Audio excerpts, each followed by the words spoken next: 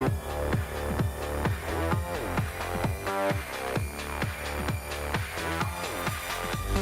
go. Hello traders, this is Cousin Vinny coming to you from theclosingprint.com on June the 18th, 2017. In this edition of your weekend video newsletter, we'll talk about the indices and why we feel we are more bullish than bearish at the present time, excluding tech and the NASDAQ. The indices had a decent week, weren't down as much as last week, and did see some rotation into value that continued into XLB, XLF, XLI, and XLV. Crude was weak. We have HYG and JNK junk bonds trading below their 20-period SMA for the first time since March. And that is a headwind for the markets. The bond stock ratio is flat. It just means there's no edge with equities or bonds. We could move either way.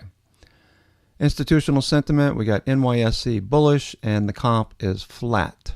NYMO, NAMO, both are still cycling up and breadth improving slightly.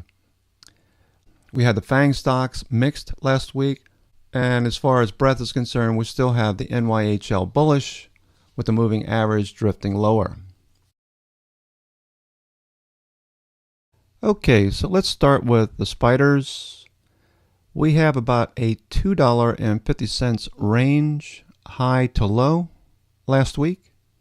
So a measured move would bring us down to 240.13, give or take.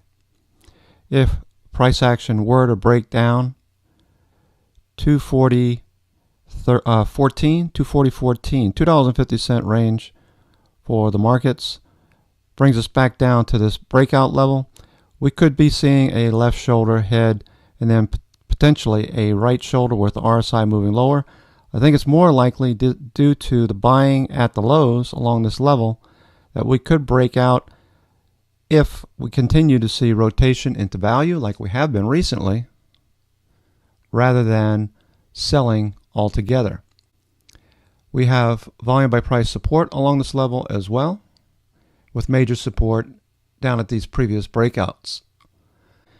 We also see tick cumulative rising, which is telling you what we're seeing is more than likely what's happening. Rotation into value names. XLB, XLF, XLI, and XLV. If we start to see some names in consumer discretionary pick up this week, that would be good, as well as some transports. Maybe real estate continues to move higher as well. So for now, this chart is more bullish than bearish. I gotta believe this is mostly rotation, frustrating a lot of traders as we move sideways. Considering all this, the New York Stock Exchange Composite does not look that bearish to me. Prices are moving above the advancing 20-period EMA. We finished higher, though off of the highs for the week. We did finish higher on Friday towards the highs of the session. In addition, high-low percent is still way above 50, though it did tip down a little bit. We'll have to watch for this to show any divergence as well. For now, though, 52-week highs continue to beat 52-week lows on a cumulative basis.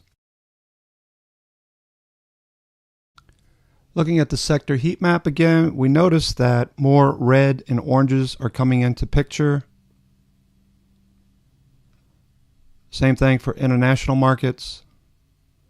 So we have to be mindful of the sector rotation and weakness where it exists. Technology, we'd like to see this turn more towards the green side. That'll happen if Facebook, Nvidia, and many of the FANG stocks find their legs and bounce, even if it's briefly. We'll also watch financials, which are showing green. In certain groups and industry groups, we have XLB showing some strength, as well as industrials. All right, so watch for those three sectors. It'd be nice to see healthcare pick up the slack as well. That indicated we might see some improvement there, along with energy, which is still stuck in the mud and something we'll have to keep an eye on. The takeaway is weakness in technology, strength in industrials, materials, financials, and healthcare. This week we have 15 stocks that we're paying attention to. The first group that we're going to go over are stocks that were showing relative strength over the past week in sectors that we're very interested in trading. We're looking for this stock to outperform some really good numbers, 52% earnings percent change, quarter to quarter, profit margins 41%. If volume starts to ramp up again and MACD turns, it'll be a function of price. Stochastic is showing that we could turn up short term as it's oversold. Look for it to get back above the 9 EMA. Maybe you use the trade of the day setup on this one as well. Okay, traders, that's going to do it for me for this weekend. This is Cousin Vinny coming to you from theclosingprint.com with your weekend video newsletter. Look for a blog post tomorrow morning before the opening bell on stocks that we may target first thing in the morning. The watch list will be out shortly. I hope you have a great weekend. Take care, and we'll see you shortly.